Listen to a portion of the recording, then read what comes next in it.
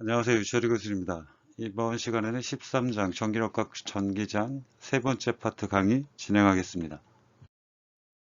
지난 시간과 그 지난 시간에 진행했던 내용에 대한 간략한 요약을 진행하고 수업을 진행합니다. 지난 시간에 했던 내용 중에 중요한 개념은 전기장에 대한 것이었습니다. 전기장은 전하에 의해서 전기력이 미치는 공간을 우리가 전기장이라고 얘기를 했고, 전기장의 단위가 참 중요한데요. 단위 전하당 가해지고 있는 전기력, 즉 뉴턴/퍼 쿨롱을 그 단위로 쓰고 있다는 것을 반드시 기억을 해 주어야 합니다. 전기장의 방향은 벡터 물리량이기 때문에 크기와 더불어 방향도 꼭 고려를 해 주어야 하는데, 방향 같은 경우에는 양전하가 받는 힘의 방향이라고 얘기를 했습니다. 따라서 어떤 전기장이 있을 때 양전하를 갖다 두게 되면 이렇게 밖으로 밀려나가게 되는데, 이렇게 밖으로 밀려나가는 힘들이 전기장의 방향이라고 생각을 해줍니다. 전기장에 대한 정의는 아까 얘기를 했던 것처럼 단위 정하당 가해지고 있는 전기력인데 벡터 물리량이기 때문에 기본적으로 이렇게 수식을 표현하는 것이 맞습니다. 이것에 대한 크기로 구하는 공식은 전기력을 단위 시험 전화로 나누어 놓은 값이기 때문에 풀어서 쓰게 되면 이렇게 되고, 벡터를 표시해서 그 수식을 완성을 합니다. 이 Q0로 나누어진 값들이 약분이 되는 관계에 있으므로, 따라서 최종적으로 우리가 전기장을 구하는 공식은, 크기를 구하는 공식은 이렇게 된다라는 것들을 잘 기억해야 합니다. 그 다음 중요한 개념으로 전기 다발에 대한 의미가 있었습니다. 전기 다발은 일렉트릭 플럭스라고 얘기를 해주는데, 전기잔과 그것의 수직한 단면을 곱해서 나타내는 물리량입니다. 그래서 전기장 E와 그거에 해당하는 전기장이 통과하는 수직하는 면 A를 곱해서 전기 플럭스 파이를 나타내고 있는데, 당연히 단위는 전기장의 단위 뉴턴/퍼 쿨럼과 면적에 대한 단위 제곱미터로 곱해서 나타나게 됩니다. 여기서 중요한 개념은, 이때 면은 전기장과 각도를 90도 이루고 있을 때만 유효한 값이고, 이 아래 우측에 있는 이미지와 같이 만약에 면이 전기장과 1.90도가 아닌 다른 각도를 이루고 있다고 해주면, 이 각도를 반드시 코사인 세타를 취해서 실제로 수직하는 성분의 유효한 것들로 계산을 해야 하니, 아래와 같이 코사인 세타를 곱해서 구한다는 것 또한 잘 기억을 해 두어야 합니다. 금일 강의는 가우스의 법칙으로부터 의미를 전달해 보겠습니다. 가우스는 여러분들이 잘 알고 있는 것처럼 아주 유명한 수학자입니다. 1700년대의 수학자고요. 수학뿐만 아니라 아주 많은 분야에서도 혁혁한 공로, 업적을 세워놨는데, 그 중에 통계학, 물리학, 천문학뿐만 아니라 전자기학에도 기여를 해서 지금까지도 위대한 과학자, 수학자로 언급이 되고 있는 분입니다. 가우스 법칙을 설명을 하기 전에 먼저 가우스 법칙에 대한 의미를 얘기를 하면, 어떤 가우스 표면이라고 되어 있는 폐곡면을 통해서 나가는 전기장, 전기력선, 그런 것들은 내부에 있는 전하에 의해서 모든 것이 결정이 된다는 것입니다. 또 이 법칙을 이용을 해주면 쿨롱의 법칙보다 전기장의 세기를 구하기 쉬운 그런 경우가 있으니 잘 이해를 해보도록 합니다. 가우스의 법칙을 설명하는데 예를 들어서 이 아래와 같은 이미지를 잠깐 보면, 나타내고 있는 바는 내부에 전하 Q가 있고, 이 전하 Q를 통해서 전기장이 외부로 이렇게 형성이 되어 있고, 이 전기장에 나가고 있는 임의의 어떤 폐곡면, 지금 같은 경우에는 원으로 보입니다만 사실 이 면들을 공간상에서 나타내면 면으로 모아서 곡면이라고 생각을 해주는 가우스 표면을 하나 잡은 상태에서 수식을 정리를 해보면, 이때의 반지름 R이 구의 중심에 있고, 이 가우스 표면의 면적을 A라고 표현을 해주게 되면, 우리가 앞서 전기 다발에 대한 공식을 다시 한번 상기해 보면, 전기 선속은 전기장과 면적의 곱이라고 했는데, 면적을 일정하게 나타낼 수 없을 때 일반적으로 적분식을 통해서 나타내게 됩니다. 앞에서 의미를 얘기를 했던 지난 시간에 봤던 것과 연계해서 생각을 해주기 바랍니다. 그럼 전기장이라는 것들이 면과 관계가 있으면 적분할 때 상관이 있겠지만 면과 관계가 없다고 해주면 전기장은 앞으로 뽑아내어서 이 적분식을 이렇게 표현을 해주고요. 인테그랄 dA라고 되어 있는 것들은 면적을 적분한다는 얘기인 건데 그 의미를 가만히 보면 이 일은 풀어서 써주게 되면 K2 R제곱분의 Q라고 전기장을 나타낼 수 있고 지금 현재 가우스 표면을 구와 같은 볼륨을 생각을 해주면 그 면의 표면적 같은 경우에는 파이 R 제곱의 4배가 되기 때문에 이렇게 써서 나타낼 수가 있습니다. 그럼 수식을 잠깐 정리를 해 보게 되면 이 앞에 있는 R제곱분의 Q 4파이 R제곱까지 되어 있는 부분에서 R제곱이 약분이 되고 그 부분을 생략을 하고 나타내면은 4파이 K2Q라는 수식으로 정리가 되는데 다시 한번 풀어서 정리를 해보면 K2는 원래 전기력 파트에서 언급을 했던 것처럼 이러한 것들, 상수들의 조합으로 이루어진 것들입니다. 또한 4파이가 약분이 될 수 있음을 보여주니 4파이가 이렇게 약분이 되면은 결국 수식은 지금 간단하게 정리가 되는데 엡실론 제로분의 Q라는 것으로 정리가 됩니다. 결론을 보면은 위에서부터 봤을 때 결국 파이, 전기 선속이라고 하는 것이 엡실론 제로분의 Q로 정리가 됐다는 것을 볼 수 있습니다.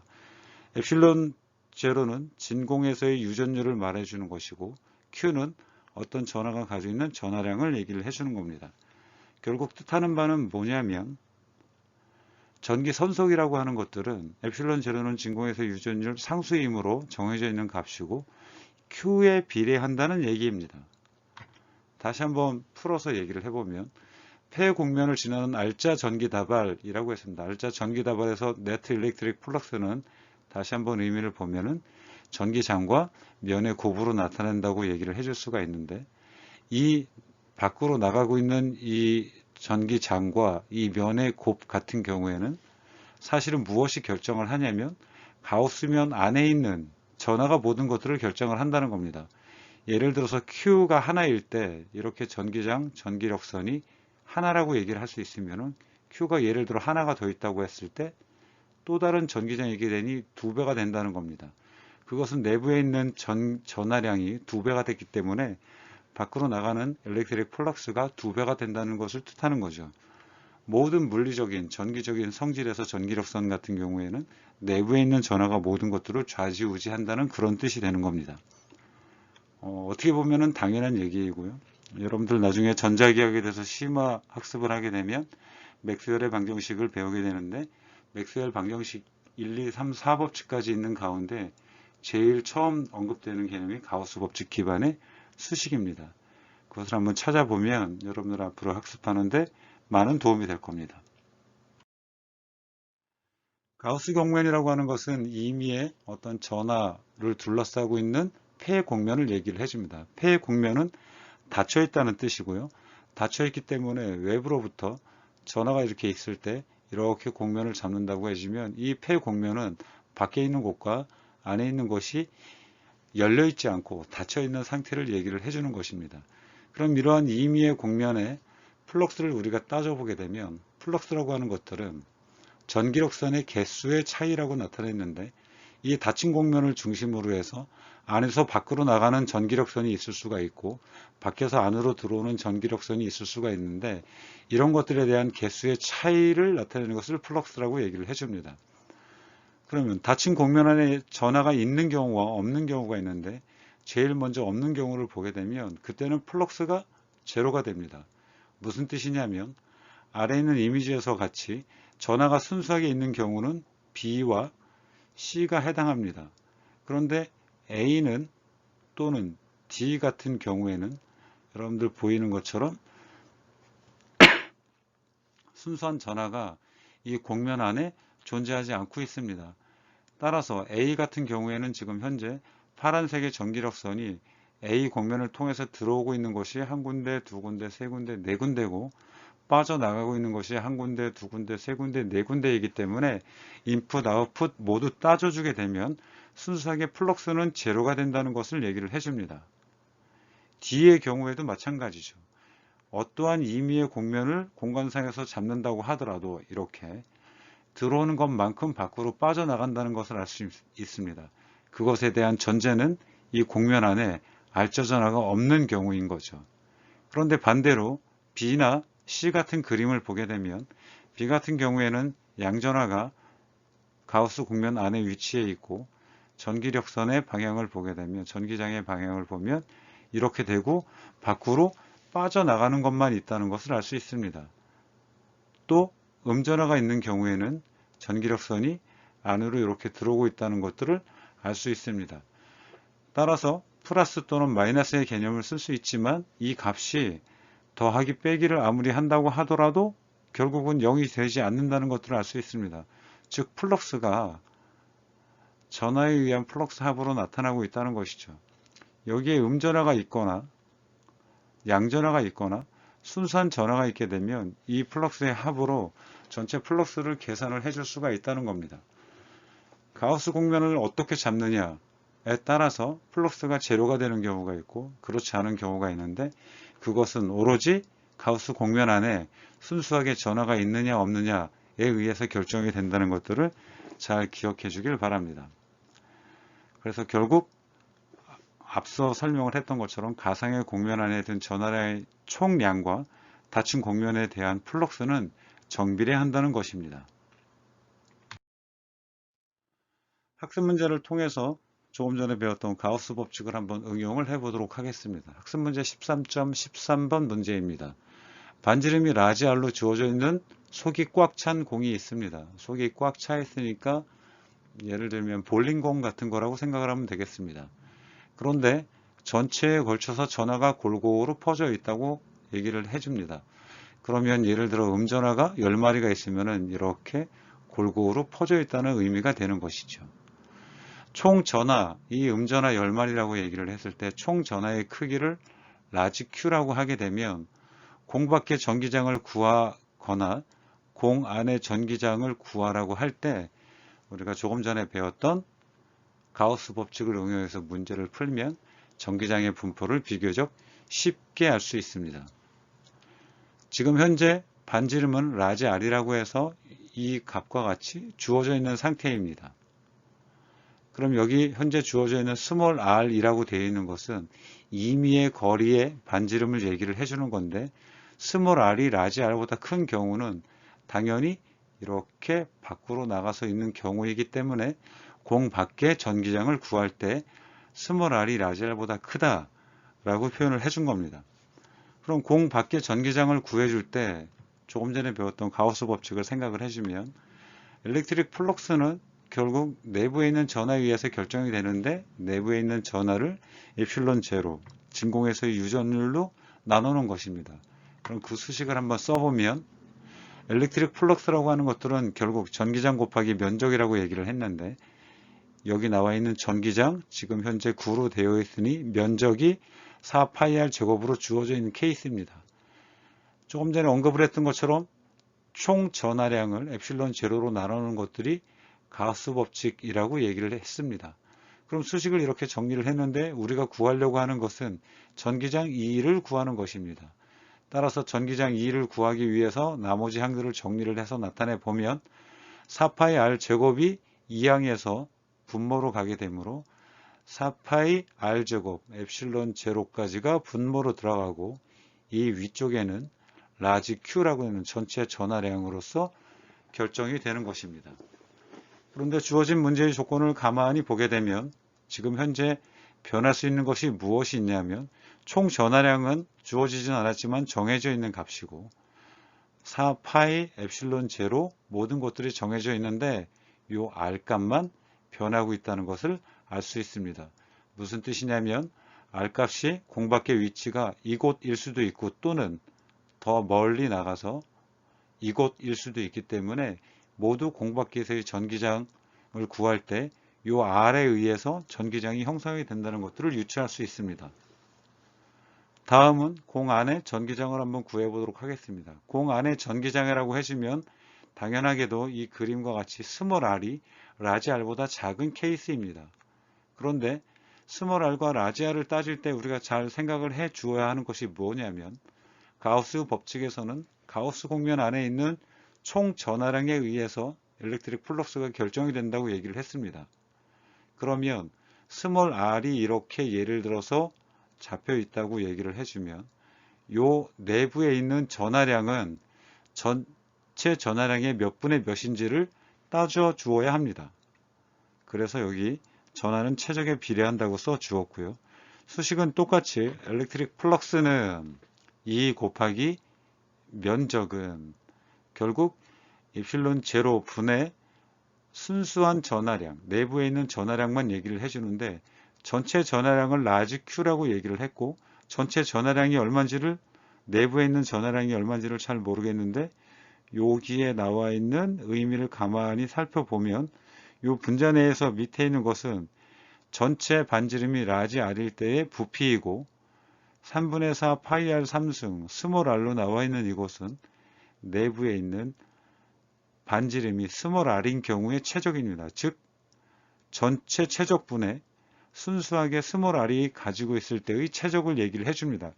곱하기 라지 Q를 해주게 되면 결국 이 위에 있는 분자에서 말하는 의미는 가우스 공면 내부에 있는 순수한 전하량이 얼마인지를 나타내고 있다는 것입니다. 이해가 가기를 바라고요. 이 수식을 좀 정리를 해보면 동일한 3분의 4 파이 같은 것들은 모두 다 약분을 해서 지울 수가 있게 됩니다.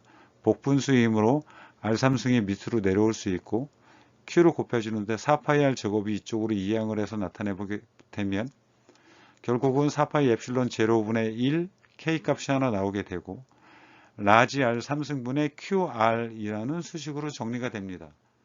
마찬가지로 전체 수식 속에서 변할 수 있는 값은 스몰 r 밖에 없습니다.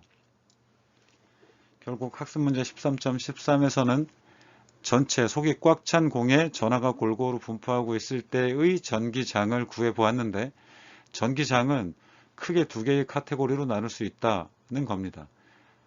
공 안의 전기장의 분포는 아래와 같은 수식으로, 공 위에 있는 전기장의 분포는 위와 같은 수식으로 나타나고 있다는 것입니다. 이것을 좀 더 보기 쉽게 이해하기 위해서 그래프로 나타내 보면 이와 같습니다.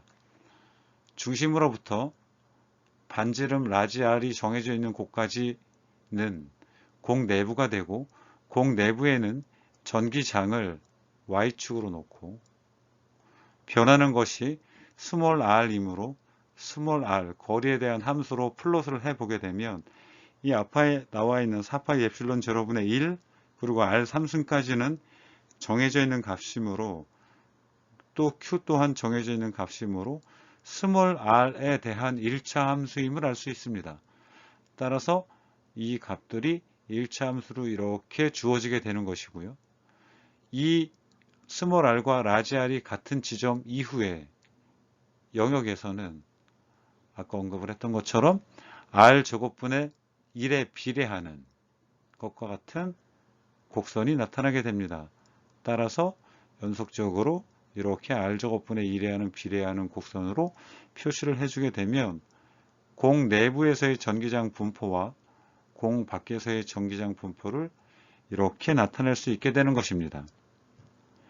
다시 한번 얘기를 하지만 이번 문제를 풀 때는 우리가 앞서 학습을 했던 가우스 법칙을 이용해서 문제를 풀었고 가우스 법칙에 대한 의미는 전기 플럭스가 순수하게 가우스 공면 내부에 있는 전하에 의해서 결정이 된다는 것을 기억하면서 또한 전기장의 분포를 따질 때 이렇게 학습문제 13.13과 같이 유용하게 쓰일 수 있다는 것들을 기억하면 좋겠습니다. 결국 최대인 전기장 같은 경우에는 스몰 r이 라지 r인 케이스이고 이때는 스몰 r과 라지 r을 갖게 놓게 되면은 공 밖에서의 전기장 수식이나 공 안에서의 전기장 수식이나 이렇게 정리된다는 것을 알 수 있습니다. 도체 표면에서의 전기장을 알아보도록 하겠습니다.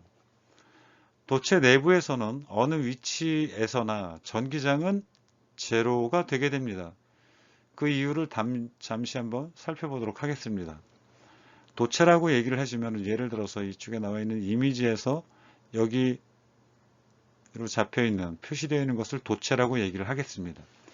예를 들어서 도체는 전기적으로 중성임이 마땅하나 여기에 예를 들어 전자가 3마리 정도를 과잉으로 주입을 해주게 되면 전자가 처음에 이렇게는 위치할 수 있게, 이렇게 예를 들어 3마리가 있다고 했을 때 이 전자들은 이 내부에 위치하는 순간 전기적으로 서로 청력을 받기 때문에 어디까지 표면에까지 모두 밀려나게 됩니다. 이 표면에 가서 위치를 해줄 때 생각을 해보면 전기적인 청력에 의해서 가장 멀리 안정적인 상태로 해서 외곽까지 밀려나게 되는 것입니다. 그러면 전자가 결국은 이 끝에 예를 들어 3군데에 머문다고 해주면 이 내부에는 알짜 전하가 없는 상태입니다. 내부에 알짜 전하가 없다고 하는 것은 조금 전에 가우스 법칙에서 얘기를 했던 것처럼 알짜 전하가 없기 때문에 일렉트릭 플럭스는 제로가 되는 것입니다. 일렉트릭 플럭스가 제로가 되기 위해서는 면이 있는데 일렉트릭 플럭스가 제로라는 것은 전기장이 제로인 경우죠. 즉 도체 내부에서는 과잉의 전하가 있건 없건 전기장은 항상 제로가 될 수밖에 없습니다. 아까 과잉으로 전자를 주입했다고 얘기를 해줬는데 만약에 과잉으로 전자를 주입을 해주면 그 전자들은 전기적인 청력에 의해서 외부로 밀려나게 되는데 그 전자들의 재배치 시간은 10-12승 세크입니다. 그러니까 눈 깜짝할 사이도 안 될 시간에 모두 표면까지 밀려나게 되니 도체 내부에서의 전기장은 우리가 항상 제로라고 얘기를 해주는 겁니다. 또한 예를 들어서 이렇게 주어져 있는 도체 내에 과잉된 전하가 없는 경우라고 하는 경우에 전기장 분포를 보겠습니다. 도체가 있고 과잉된 전하가 없는데 여기에 전기장을 걸어 주었습니다. 그럼 전기장을 이렇게 형성이 되어 있다고 하는 것의 의미는 뭐냐면 방향을 따졌을 때 이쪽은 플러스, 이쪽은 마이너스로 대전되어 있는 물체로 보는 것이 타당할 것 같습니다. 도체 내부에는 자유전자가 풍부한데 플러스 전하가 있기 때문에 자유전자는 전기장이 걸리자마자 이쪽에 가서 위치를 하게 됩니다. 자유전자가 이쪽에 위치를 하게 되면 반대인 곳에는 당연히 전자가 빠져나간 자리 플러스가 위치를 하게 되죠. 그래서 이 끝에 보면은 마이너스와 플러스를 이렇게 표시를 해 주었습니다. 그런데 마이너스와 플러스가 위치를 하게 되면 플러스에서 마이너스 쪽으로 당연히 또한 전기장이 생기게 됩니다. 이렇게 좌측으로 전기장이 생기게 되는 거죠. 그럼 이 전기장은 도체 내부에서 전기장에 걸리는 순간 반대 방향으로 모두 이렇게 형성이 되게 됩니다. 결국 의미하는 바는 뭐냐면 초기에는 전기장이 도체 내부를 통해서 이렇게 형성될 여지가 있지만 전기장이 생기는 순간 전자의 배치에 의해서 반대쪽으로 전기장이 생기게 되니 요 벡터 합에 의해서 전기장이 상쇄되는 효과를 낳게 되고 결국 도체 내부에서는 전기장이 제로가 된다는 것입니다. 이상의 얘기를 정리를 해 보게 되면 고립된 도체 내에서 만약에 과잉으로 분포하는 전자는 반드시 도체 표면까지 밀려나가게 된다. 따라서 전기장은 제로가 된다. 라고 생각을 해주면 되고 도체 표면 바로 밖에 전기장은 표면에 항상 수직입니다. 예를 들어서 도체가 이러한 모양으로 생겨 있을 때 전기장을 보게 되면 이 면에서 수직인 쪽으로 항상 전기장이 형성이 된다는 얘기입니다. 그리고 그 크기는 가우스 법칙에 의해서 구해줄 수가 있고 전기장의 크기는 E는 시그마 나누기 엡실론 제로인데 이 시그마는 Q와는 약간 다르지만 전하 밀도입니다. Q를 면적으로 나누는 그 값인 거죠. 여기에 지금 현재 면적이 우항으로 2항이 되어서 Q 나누기 면적이라고 생각을 해주면 됩니다. 즉 가우스 법칙과 똑같다는 거죠. 만약에 도체 표면에 과잉의 전하가 위치를 하는 경우에도 어느 경우에 그 도체가 가장 많이 밀집이 되냐면 곡률 반지름이 가장 작은 경우에 표면 전하 밀도가 모이게 됩니다. 쉽게 얘기를 해주면 가장 뾰족한 곳에서 표면 전하 밀도가 가장 높다라고 봐주면 됩니다.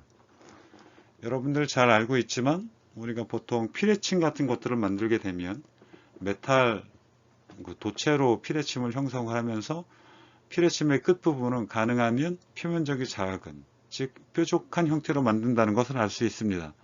왜 그러냐면 과잉된 전하가 그쪽에 위치를 하게 되면 예를 들어서 구름에서 내려치는 번개가 전기장이 가장 크게 걸릴 수 있는 뾰족한 곳, 곡률 반지름이 작은 쪽을 통해서 전하가 이동할 가능성이 높아지기 때문입니다.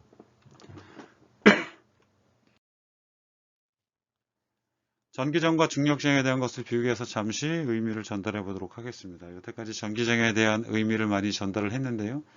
여러분들 많이 헷갈릴 수 있지만 우리가 1학기 때 배웠던 개념을 생각을 해보면 전기력과 중력 같은 경우에는 유사한 점이 아주 많습니다. 둘 다 보존력이고요. 중력, 거리의 제곱분의 1에 비례하는 힘이라는 그런 것도 있습니다. 또한 중력장과 전기장이라고 되어 있는 필드를 가지고 있다는 것이죠. 그래서 이러한 두 힘들의 그 특징을 전기력 같은 경우에 지금 이해하기 쉽지 않을 때 중력과 비교를 해가면서 이해를 해주는 것이 좋을 것 같아 나타내 보았습니다.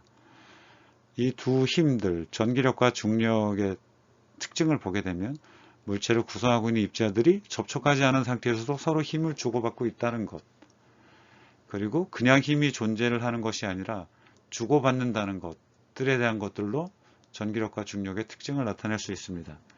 전기장과 중력장의 특징을 우리가 나타내서 생각을 해보면 전기장하에서 전하 Q가 힘을 받는다 라고 했습니다. 그것을 전기력이라고 했고요. 중력장하에서는 당연히 질량이 힘을 받게 되는 겁니다. 그거를 중력 만류인력이라고 얘기를 해주는 겁니다. 그럼 이것을 수식으로 나타내 보면 전기장 E는 벡터 물리량으로 표현을 이렇게 해주고 힘을 Q로 나누는 곳이라고 얘기를 했습니다. 단위는 뉴턴퍼 쿨롱입니다. 즉 F는 전기장 E 곱하기 Q로 나타낼 수 있고 중력장에서 질량 M은 힘을 받는다는 중력장은 우리가 따로 배운 것이 없는 것 같은데 사실은 1학기 때 이미 많이 배웠던 중력 가속도가 바로 중력장을 나타내고 있는 것입니다. 중력장의 크기입니다.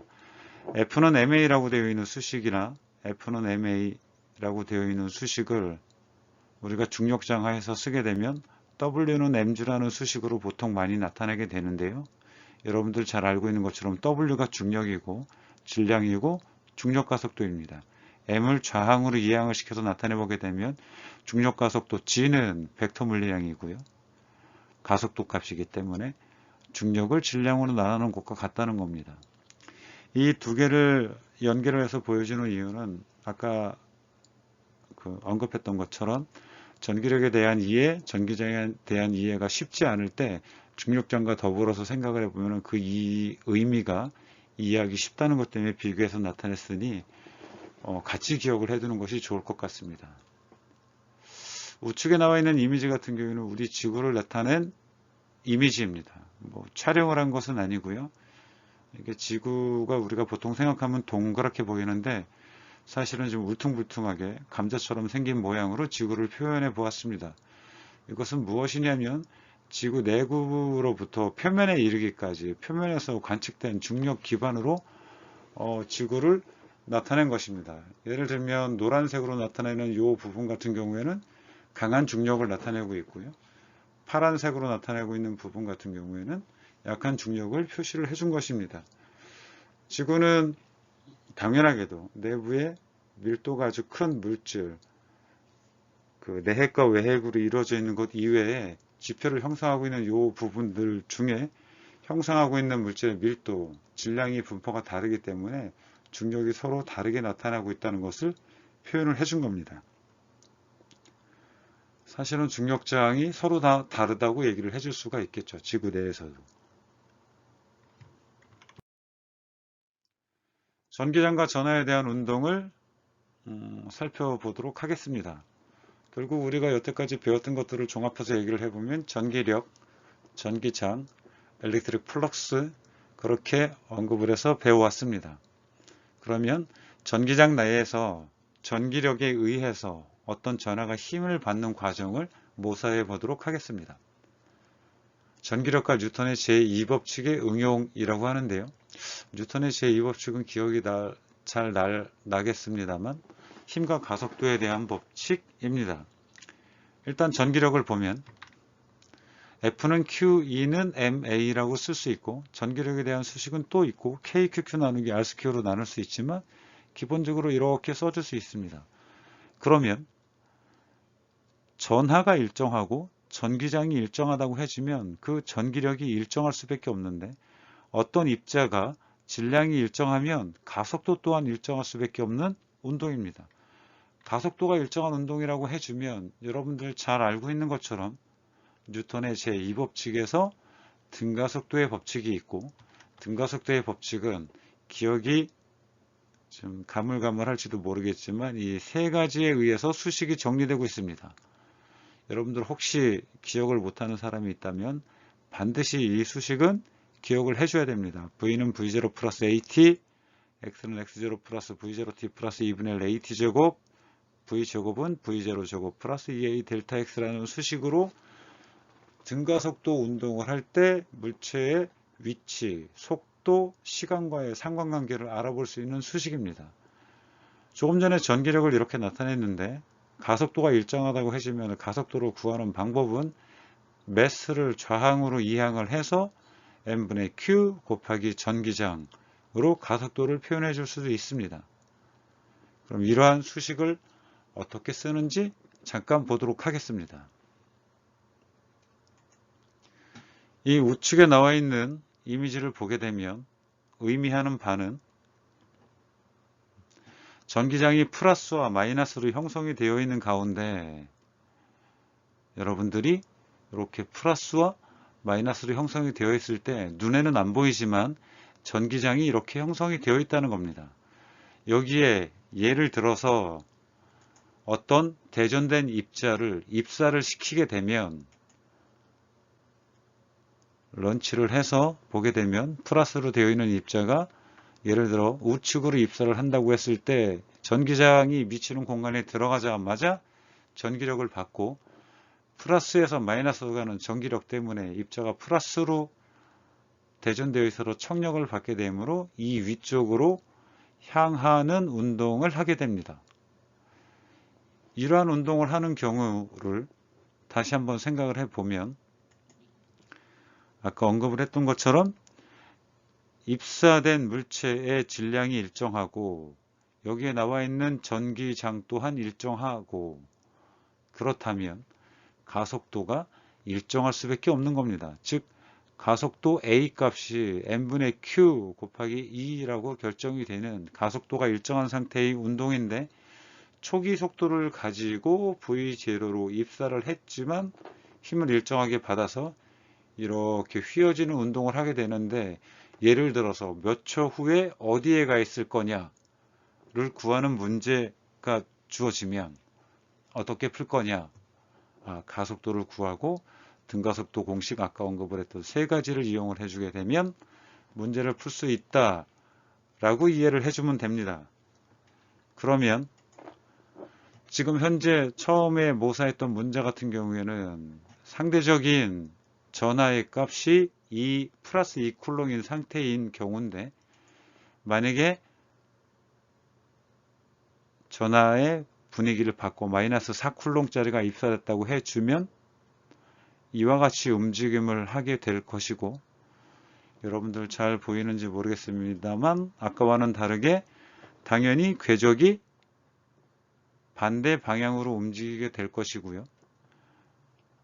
그래서 결과적으로 이쪽까지 내려오게 됐는데 아까와는 다르게 비교적 빨리 밑에 지점까지 도달을 했습니다. 그 이유는 전하량이 마이너스 4쿨롱이기 때문에 가속도의 크기가 더 커져서 전기력을 더 세게 받으니 빨리 바닥에 도착하는 것을 알 수 있습니다.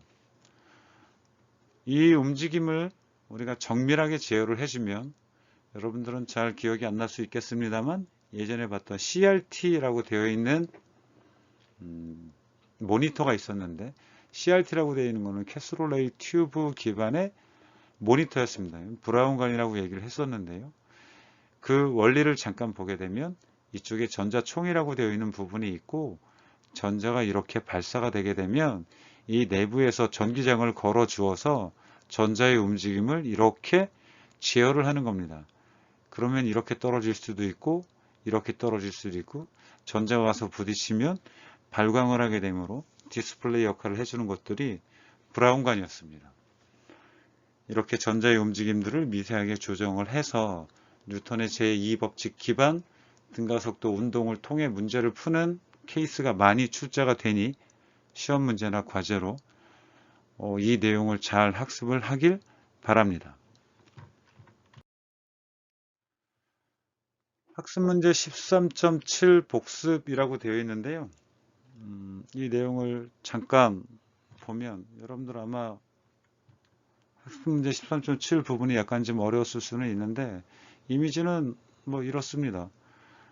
Q1과 Q2가 비교적 가까운 거리에 있고 제3의 전화 스몰 q를 위치해 놨을 때 이때 받는 힘이 어떻게 되는지를 구해 보시오 라는 겁니다.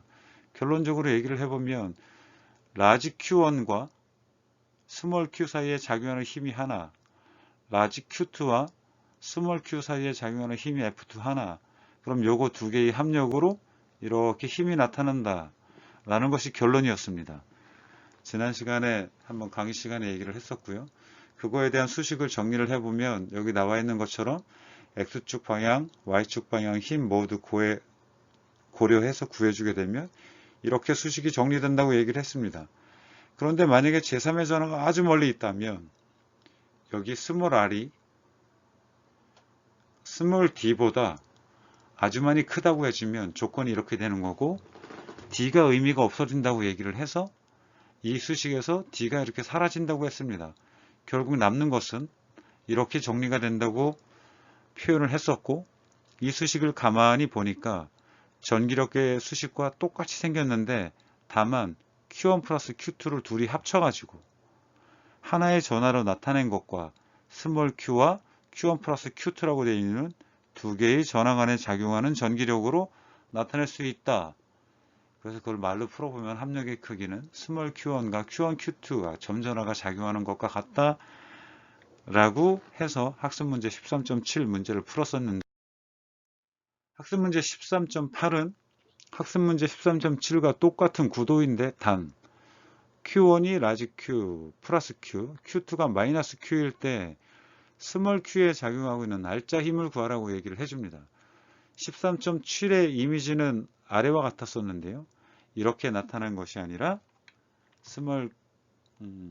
수식을 보게 되면 이렇게 아까와 같은 수식으로 나타낼 수 있는데 일단 Q1이 플러스 Q, Q2가 마이너스 Q이므로 둘이 합치면 제로가 되고 이것은 마치 중성인 것처럼 보여서 중성인 물체에 물체를 갖다 두어도 전기력이 작용할 이유가 하나도 없을 것 같지만 사실은 여기 플러스 Q, 마이너스 Q로 표현되어 있는 대전되어 있는 물체를 위치시키게 되면 이쪽 항이 이렇게 사라지게 됩니다. 그럼 제로가 되는 거고요. 이 수식을 정리를 해보면 마이너스에 Q1 마이너스 Q2인데 Q2가 마이너스 Q이므로 이것은 결국 플러스 2Q가 되고 마이너스 값을 앞으로 뽑아내어 정리를 해주게 되면 마이너스 K2의 R제곱 플러스 D제곱의 2분의 3승 Q 곱하기 QED 그리고 벡터를 표현해서 힘을 나타낼 수가 있습니다. 그런데 요 뒤에 있는 것 중에 QED하고 J까지 되어 있는 항을 라지 P라고 되어 있는 J가 방향을 나타내고 있는 성분이기 때문에 벡터 물리량이라는 것을 알 수 있고 이렇게 P라고 되어 있는 볼드체로 벡터의 물리량을 하나 도입을 해주게 되면 이것들을 우리가 전기 쌍극자 모멘트라고 얘기를 하는데 수식을 좀 더 간단히 나타낼 수 있습니다. 이렇게 나타낼 수 있는 거죠. 결국 힘은 이렇게 정리가 된다는 겁니다. 처음에는 플러스 Q와 마이너스 Q로 나타내서 스몰 Q에 작용하는 날짜 힘이 제로일 것 같았지만 사실은 힘이 있다는 겁니다. 아까 마이너스 Q가 작용을 하게 되면 Q의 양전화라는 것을 시험전화가 양전화인 것을 가정을 하고 문제를 풀게 되면 기존에 이렇게 밖으로 밀어내는 청력이 작용하는 게 아니라 스몰 F2가 이렇게 작용을 하게 되고 요거 둘 사이의 합력을 나타내게 되면 시그마 F가 아래쪽으로 작용한다는 것을 알 수 있습니다. 수식을 조금만 더 정리를 해보겠습니다. 조금 전에 나왔던 수식은 이렇게 정리가 된다고 보여주었습니다만 여기에서 R 값이 D보다 아주 크다고 얘기를 해주면 D가 다시 한번 또 사라질 거고 D가 사라지게 되면 여기 있는 지수를 정리해서 수식을 정리해 보면 F는 마이너스 K R3승분의 QP라는 수식으로 정리가 됩니다. 그것을 플롯을 해서 나타내면은 이 그래프와 같이 나타낼 수가 있고요. 이 X축이 R 값이고 Y축이 힘으로 나타내는 건데 마이너스가 있으니까 0 이하에서 플러스를 하게 되었고 R3승분의 1에 비례하게 되니까 그 값이 급격하게 상승을 했다가 0에 수렴하는 것을 볼 수 있습니다. 우리가 아까 T라고 되어 있는 이 부분을 전기 쌍극자 모멘트라고 얘기를 해 주었는데 전기 쌍극자 모멘트라는 것이 결국 무엇을 얘기를 하는 거냐면 R자 전하가 0이어도 다른 전하에 작용하는 힘이 존재할 수 있다는 것을 얘기를 해줍니다. 지금 현재 앞서 보았던 이미지 플러스 Q와 마이너스 Q가 비교적 가까운 거리에서 위치하고 있는 가운데 비교적 먼 거리 R을 가지고 스몰 Q가 있다고 해주면 얘네 둘은 비교적 가까이 있으니까 전기적으로 중성인 것처럼 보이기 때문에 중성이라고 해주면 대존되어 있는 물체 스몰 q를 갖다 두어도 아무런 전기적인 힘이 작용할 것 같지 않지만 사실은 요 플러스 따로 마이너스 따로 이 스몰 q에 힘을 작용을 하기 때문에 아까 보았던 것처럼 이렇게 힘이 하나 작용하고 이렇게 힘이 하나 작용을 해서 합력이 이렇게 작용하기 때문에 결국은 전기력이 작용을 한다는 겁니다. 그런데 그 작용하고 있는 힘의 방향은 요 두 물체의 연장선상에 있는 것이 아니라 이 연장선과 수직하는 방향으로 힘이 작용을 한다는 것이죠. 그래서 이 수직하는 방향으로 힘이 작용을 하고 있다는 것이고요. 여기 P로 나타낸 이 값들은 전기 쌍극자 모멘트라고 한다라는 것들을 주길 바랍니다. 그래서 조금 전에 언급을 했던 전기 쌍극자라고 하는 것은 정리를 해서 다시 한번 얘기를 해보면 크기가 같고 부호가 같은 전하가 두 개 있을 때 플러스 Q, 마이너스 Q가 있고 거리가 D만큼 떨어져 있는 것들을 우리가 모두 통칭해서 전기 쌍극자라고 얘기를 해줍니다. 그런데 전기 쌍극자는 태어날 때부터 쌍극자인 놈이 있고 그렇지 않고 외부의 자극에 의해서 생기는 쌍극자가 있는데 각각 영구 쌍극자와 유도 쌍극자라고 얘기를 해줍니다. 영구 쌍극자는 생긴 게 원래 태어날 때부터 외부에 자극이 없어도 플러스 마이너스가 따로 분리되어 있는 놈들을 말합니다. 예를 들어 물이라고 했는데요. 우리가 잘 알고 있는 H2O라고 되어 있는 물 분자를 보게 되면 H2O 같은 경우에는 H가 두 개, 산소가 한 마리인 가운데 분자의 구조를 보게 되면 상대적으로 플러스 구조를 갖고 있는 H 플러스가 한쪽으로 마이너스 구조를 전기적인 성질을 가지고 있는 산소 분자가 한쪽으로 되어 있습니다.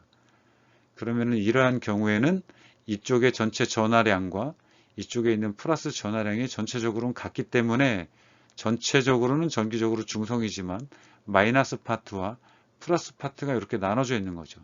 간단하게 나타내면 이렇게 도식화해서 나타내는 겁니다. 이때 전기 쌍극자 모멘트는 마이너스에서 플러스 방향으로 방향을 갖는 벡터 물리량이고 P는 그 크기가 아까 Q 곱하기 둘 사이의 거리라고 얘기를 했습니다. 즉 하나의 전하량과 요거 둘 사이의 거리 D를 곱해서 P를 나타내게 되고 그 값은 전기 쌍극자 모멘트의 크기를 나타내게 됩니다. 이러한 것들이 영구 쌍극자이고요. 유도 쌍극자는 원래 외부 태어날 때는 전자가 편제되어 있지 않아서 즉 분자 내부에서 플러스로 마이너스로 갈라져 있는 부분이 하나도 없었는데 외부의 자극에 의해서 전자 구름이기 때문에 외부에서 플러스가 강력한 물질이 오면 그곳으로 마이너스 전자가 쏠리게 돼요. 당연히 전자가 쏠리게 되면 반대쪽으로 플러스가 유도가 되니 플러스 마이너스가 부분적으로 외부의 자극에 의해서 생기는 경우를 유도 쌍극자라고 얘기를 해줍니다. 대부분의 비극성 분자가 유도 쌍극자라고 얘기를 해줍니다. 그래서 결국 이렇게 생긴 것들을 우리가 전기 쌍극자라고 얘기를 해주게 되고 전기 쌍극자의 크기를 나타낼 때는 벡터 물리량인 전기 쌍극자 모멘트를 이용해서 나타내 주는데 전기 쌍극자 모멘트는 전기 쌍극자의 세기와 방향을 모두 나타내는 벡터 물리량이고 그것은 아까 언급을 했던 것처럼 이렇게 P로 표현을 해주는데 Q 곱하기 둘 사이의 거리 D로 결정이 된다. 라는 것들을 기억해야 합니다. 전기 쌍극자 같은 경우에는 돌림 힘이 주어지는 돌림 힘이 나타날 수가 있게 되는데, 간단하게 전극 쌍극자의 외부의 전기장에 의한 효과를 잠깐 보도록 하겠습니다. 이 이미지에서는 현재 전기 쌍극자를 나타내고 있는데요. 마이너스 Q와 플러스 Q가 거리 D를 놓고 위치하고 있는 가운데, 그러면 마이너스에서 플러스 쪽으로 전기 쌍극자의 방향이 이렇게 형성이 되어 있다는 것들을 나타내고 있습니다. 그런데 이렇게 주어져 있는 전기 쌍극자의 외부에서 전기장을 걸어주게 되면 전기장의 방향이 이쪽으로 우측으로 향해져 있는 전기장에 걸려 있다고 해주면 이쪽은 플러스, 이쪽은 마이너스로 대전되어 있는 물체가 있다고 봐줘도 무방합니다. 그러면 플러스 마이너스라고 되어 있는 전극 쌍극자는 전기장 하에 놓이자마자 이쪽은 플러스 부분이니 전기장에 의해서 이쪽으로 당연히 힘을 받게 되고요. 마이너스로 되어 있는 이쪽 부분 같은 경우에는 전기장에 의해서 이쪽으로 힘을 받게 됩니다. 그런데 가만히 보면은 이 분자가 파괴될 수는 없으니 우측으로 가해지는 힘과 좌측으로 가해지는 힘이 동시에 나타나게 되면 이 물체는 중심을 갖고 회전을 하는 운동을 나타내게 되는데요. 이 힘을 우리가 돌림 힘이라고 얘기를 해줍니다. 돌림 힘은 토크라고 말할 수 있고, 토크는 외부 전기 쌍극자 같은 경우에 실제로 알짜 힘이 있는 것 같지는 않지만 전기장 하에서 돌림 힘이 발생한다는 것을 알 수 있습니다. 그것을 우리가 수식으로 한번 다시 표현을 해보면, 1학기 때 배웠던 내용인데 여러분들 기억이 나는지 모르겠습니다만 이렇게 돌림 힘을 표시를 해줍니다. 그리스 문자라고 타우라고 읽어주고요. 그리스 문자 타우는 돌림 힘을 나타냅니다. 돌림 힘은 중심 축으로부터의 거리 R과 그때 가해지고 있는 힘 F의 외적으로 나타납니다. 즉 F 크로스 R로 돌림 힘을 나타내는데, 이것을 풀어서 다시 한번 그 의미를 보게 되면, 원래 외적에 대한 것들을 크기를 구해줄 때는 두 물리량을 곱해주고 끼인 각도 사인 세타를 취해서 그 각도를 나타내게 됩니다. 그런데 여기서는 전기장에 의한 힘이므로 힘을 F2라고 표현을 해주게 되면, F2는 전기장 하에서 전하량이 일정한 데 쓸 수 있는 전기장에 대한 공식으로 다시 나타내면 Q2라고 써줄 수가 있고, 그대로 R 사인 세타를 써줄 수가 있습니다. 여기 나와 있는 R이라고 되어 있는 것을 두 개 사이의 거리 D로 생각을 해주게 되면, 결국 Q하고 D하고 곱한 것은 앞서 얘기를 했던 전기 쌍극자 모멘트라고 얘기를 했으니 P라는 문자로 다시 나타내고, P와 전기장 E 그리고 사인 세타를 보면 우리가 아까 F 크로스 R을 이렇게 나타낸 것처럼 반대로 어떻게 나타낼 수 있는 거냐면, 이것은 전기 쌍극자 모멘트 P와 전기장 E의 외적으로 나타낼 수 있다는 겁니다. 결론적으로 얘기를 해주면, 전기 쌍극자는 외부에서 보기에는 중성이지만 전기장 하에 놓이게 되면 돌림 힘을 받아서 회전을 하게 된다는 겁니다. 그러면 그때 가해지는 돌림 힘은 구하는 방법이 두 가지가 있는데, 하나는 외부에서 가해지는 힘 F와 반경 R을 통해서 구할 수도 있고, 또는 그때 가지고 있는 전기 쌍극자 모멘트 PA와 가해지고 있는 전기장 E의 외적으로 구할 수도 있는데, 이런 경우는 이 아래쪽으로 구해서 전기장을 통해서 돌림 힘을 구하는 것이 용이한 경우가 아주 많다는 것을 기억하면 좋겠습니다.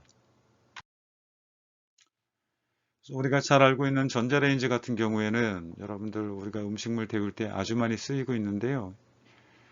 이 음식물 같은 경우에는 보통 수분을 포함하고 있는데, 수분은 H2O라고 썼을 때 아까 얘기를 했던 것처럼 영구 쌍극자입니다. 영구 쌍극자는 플러스 마이너스가 갈라져 있는 가운데 마이크로웨이브를 주게 되면, 마이크로웨이브라고 하는 것들은 좌측에 있는 것처럼 우리가 잘 알고 있는 가시광석 대역 밖에 적외선, 밖에 자외선이 있게 되는데, 요 영역 이외에도 전자기파 영역에서 보면은 감마레이, 엑스레이, 그리고 IR도 있고 마이크로웨이브, 라디오, 장파 이렇게 있는데, 요 대역, 마이크로웨이브 대역의 것들을 전자레인지 작은 마그네트론을 이용을 해서 입사를 시키게 되면 영구 쌍극자로 되어 있는 H2O가 부분적인 플러스 마이너스 전기장 하에 놓여서 회전을 한다는 겁니다. 즉 전자기파는 우리가 알고 있는 빛이라든가 마이크로파는 다 전자기파고, 전자기파는 파동에서 언급을 했던 것처럼 일종의 횡파인데, 전기장이 계속해서 변하게 되고, 변하는 전기장이 자기장을 유도를 하면서 진행하는 것들을 우리가 모두 전자기파라고 얘기를 해줍니다. 즉 전기장이 이렇게 형성이 되게 되면 그 내에 있는 물 분자는 플러스 마이너스 극성을 띠고 있기 때문에 그거에 따라서 이렇게 반응을 하고 결과적으로 돌아가게 되는데, 물 분자가 회전을 많이 하게 되면 그것은 우리가 앞서 연력학 시간에 잠깐 언급을 했던 것처럼 분자가 에너지를 흡수를 한다는 것을 나타냅니다. 결국 에너지를 흡수를 하게 되면 온도가 올라가게 되는 것이고, 우리는 손쉽게 어떤 음식물들을 데워서 먹을 수 있게 되는 것이죠. 가정에 하나씩 다 있는 전자레인지의 원리는 바로 앞서 얘기를 했던 전기쌍극자, 전기쌍극자 모멘트, 전기쌍극자 모멘트에 전기장이 주어지게 되면 생기는 그 돌림 힘에 의한 원리라는 겁니다. 간단하게는 2.45GHz 마이크로웨이브를 사용을 하고 있고, 핵심 부품은 아까 얘기를 했던 것처럼 마이크로파를 발생시키는 마그네트론입니다.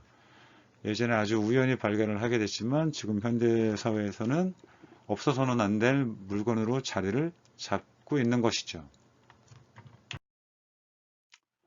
쌍극자 모멘트의 크기라고 해서 앞서 얘기를 했던 전기 쌍극자 모멘트, 쌍극자 모멘트의 단위를 나타낼 때는 우리가 보통 분자 레벨과 같이 아주 작은 단위를 쓰니까 거리가 아주 가까울 수밖에 없고, 이런 것들을 기준을 나타내기 위해서 만든 단위가 디바이라고 되어 있는 단위입니다. 그래서 보통 분자가 가지고 있는 쌍극자 모멘트의 단위를 쓸 때, 언급을 할 때 디바이라는 단위를 많이 쓰고, 그것에 대한 개념은 하나의 전자가 하나의 양전자와 100pm이 아니고 피코미터라고 읽어주면 되고요. 그러니까 다른 단위를 쓰게 되면 옹스트롱이라는 단위로 쓰게 되는데, 100피코미터 떨어져 있을 때를 4008 디바이로 정의를 해서 사용을 합니다.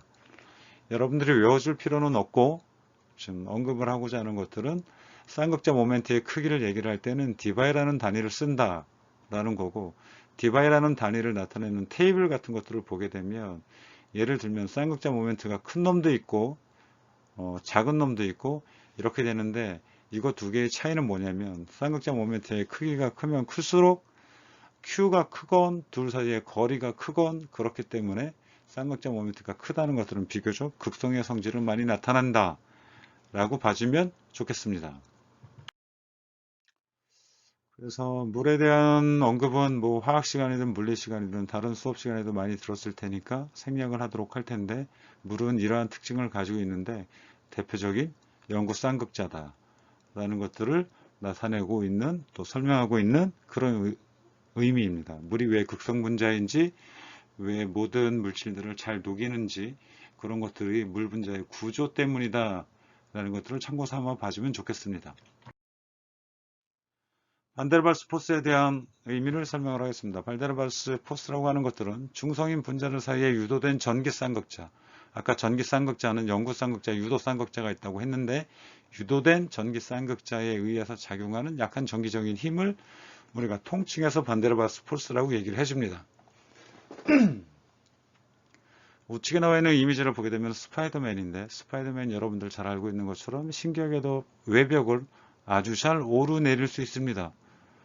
이것은 일종의 스파이더맨의 손과 벽 사이에 작용하는 인력 때문이라고 할 수 있는데요.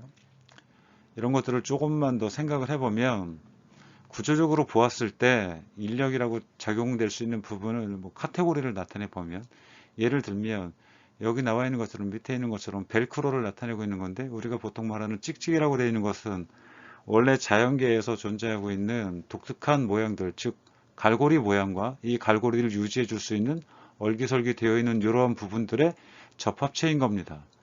우리가 현대생활에서 매일 쓰고 있는, 아주 많이 쓰고 있는 그 벨크로라고 되어 있는 것들은 자연계의 이미지에서 그 접착력을 유지할 수 있는 구조를 탄생을 시킨 거죠. 우리가 잘 알고 있는 도마뱀, 뭐 동남아시아 같은 데 가면 호텔 벽에 도마뱀들이 흔히 기어 올라가는 것들을 볼 수 있는데요. 그런 것들을 보게 되면 도마뱀은 놀랍게도 벽과 도마뱀 발 사이가 떨어지지 않는 인력을 유지를 하는데, 그 이유가 뭐냐면, 도마뱀 발을 확대를 했을 때 예를 들어 이러한 부분들을 보게 되면, 도마뱀은 우리가 언뜻 보기에는 요 발 모양이 그냥 맨들맨들한 것 같습니다만 아주 확대를 많이 해서 보게 되면 여기 써 있는 것처럼 수백 나노 지름의 선모가 아주 많이 분포를 하고 있다는 겁니다. 그럼 이러한 선모들 같은 경우에는 전기적으로 중성이고 벽 또한 중성이지만 아까 언급을 했던 것처럼 중성 분자들 사이에도 유도된 전기 쌍극자에 의해서 아주 약한 전기적인 힘이 작용을 할 수가 있게 되는데 여기 밑에 있는 이미지가 그것을 나타내고 있는 것입니다. 예를 들어서 중성이지만 이렇게 대전되어 있는 유도 쌍극자 같은 것들이 연구 쌍극자가 있게 되면 주변에 있는 물체에 전기장을 미치게 되므로 이렇게 마이너스 플러스와 같은 일종의 유도 쌍극자를 만들어내게 된다는 겁니다. 그럼 이쪽에 플러스 부분과 이쪽에 마이너스 부분이 있게 되므로 당연히 둘 사이에는 전기적인 인력이 작용을 하게 되고 이러한 것들이 미약하지만 아주 많이 모이게 되면 약한 전기적인 인력을 나타내게 되는데 그런 것들을 통칭해서 반데르발스 포스라고 얘기를 해주는 겁니다. 스파이더맨의 원리는 제가 잘 모르겠습니다만 게코도마뱀 같은 경우에는 이 반데르발스 포스에 기반한 힘으로 자신의 체중을 딛고 호텔 벽으로 오를 수 있다 라고 이해를 해주면 됩니다. 그래서 보통 우리가 이해하기 힘든 여러 가지 현상들 중에 근본적으로 보게 되면 반데르발스 포스에 기인한 것들이 있다는 것을 알 수 있는데 예를 들면 무극성 분자의 액화, 응고라고 얘기를 했는데요. 기체인 상태에서 액체가 되고 액체인 상태에서 고체로 변할 수 있는 여지에는 아주 약하지만 반데르발스 포스가 작용을 하고 있다 라고 생각을 해주면 됩니다. 여기까지 해서 본 13장 강의는 모두 마쳤습니다. 보기 문제가 또 연습 문제가 과제로 출제가 되었으니 잘 작성을 해서 다음 주 수업 전에 제공을 하기 바라고요. 이 옆에 있는 테이블 같은 경우에는 문제 푸는데 여러분들이 필요할 것 같아서 제가 실어 두었으니 참조를 해서 문제를 풀기 바랍니다. 학습 문제에 대한 이미지를 실어 놓아 있는 학생들은 참고를 하도록 강의는 여기까지 해서 모두 마쳤는데 사실은 이 페이지 뒤에 보면은 여러 가지 부록으로 되어 있는 나타나 있는 슬라이드가 있습니다. 예전에는 강의 시간에 모두 포함을 시켰는데 지금 시간이 너무 부족해서 부록적으로 뽑아 두었으니 여러분들이 그 내용은 참조를 해서 공부를 하면 좋을 것 같습니다. 고생 많았습니다. 뒤에 있는 부록 이미지 잠시 보고 강의를 마치도록 하겠습니다.